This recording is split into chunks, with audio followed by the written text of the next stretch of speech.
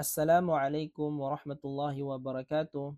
Alhamdulillah, another day, another reminder na punta karon. Ato ang pagahisgutan ang pipila ka mga gipangbuhat ni Propeta Muhammad sallallahu alaihi wasallam sulod sa last 10 days sa buwan sa Ramadan. Una niani ang Ihya'ul Lail. Si Propeta Muhammad sallallahu alaihi wasallam iyahang ginabuhi ang gabi pamaagi sa pagsala, pamaagi sa pagbasa og Quran, pamaagi sa pagzikir ug uban pa nga mga binuhatan nga mga ibada.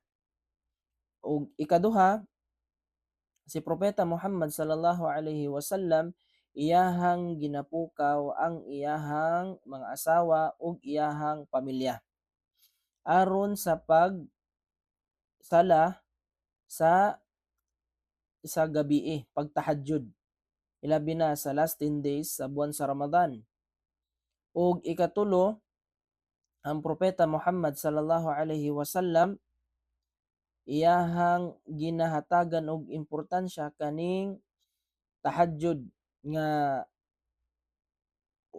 sa hadith gani butangan pa og bangan ni Propeta Muhammad sallallahu alaihi wasallam ang iyahang tiyan or naay murag kaning belt na i-belt diri para lang dili mo us-us og dali ang iyahang gikaon tungod sa iyahang pagsala, sa iyahang pagtahajjud sa kana nga gabi.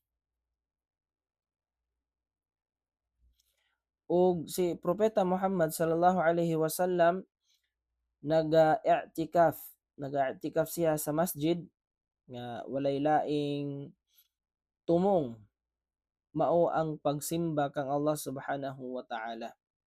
Mao na ang pipila ka mga buluhaton, mga higala igsuon nga ginabuhat ni Propeta Muhammad sallallahu alaihi wasallam sulod sa last 10 days.